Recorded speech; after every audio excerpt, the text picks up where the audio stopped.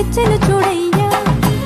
సొంతమైన అందాల రాముని కళ్యాణమాడగ సీతమ్మ సిగ్గులను మూటగా కట్టుకు తెచ్చెను చూడమ్మా. జీలకర్ర బెల్లమును చెరగని ఒట్టు అని ఒకటిగా మారుతున్నారే.